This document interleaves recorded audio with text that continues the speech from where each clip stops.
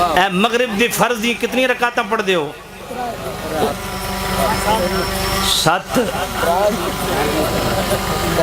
میں فرض دی آکھی ہیں جی تو انہوں کو شک کے پچھلے انہوں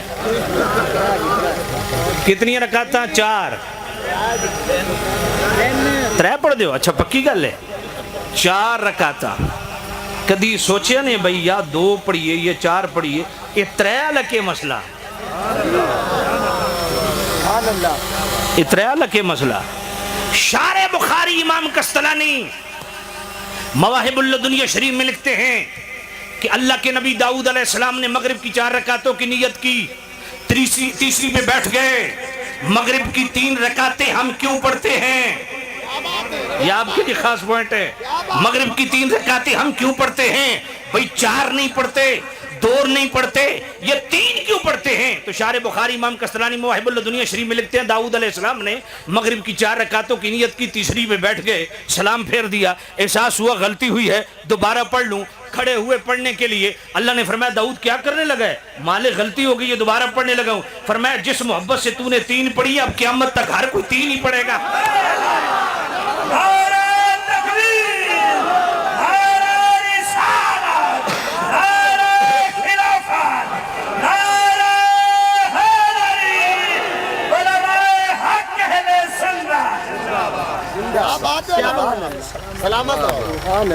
توجہ فرمائیے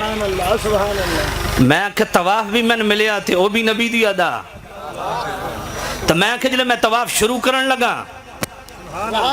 تو میں حجر اسود علی پس منہ کیتا سبحان اللہ والحمدللہ ولا الہ الا اللہ واللہ اکبر والصلاة والسلام علی رسول اللہ تے نالی سمجھ کوئی نہیں آئی تو میں کہ میں نو یہ دس یہ عقیدہ تیرا کہ میرا چمن آلا سمجھ کوئی نہیں آئی ہے جی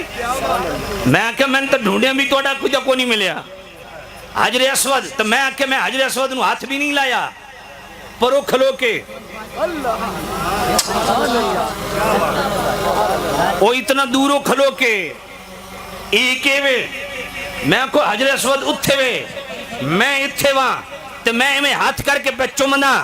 تو میں کوئی برکت پہنچی آکھے پہنچی میں کہ ماں تحت الاسباب پہنچی یا ماں فوق الاسباب پہنچی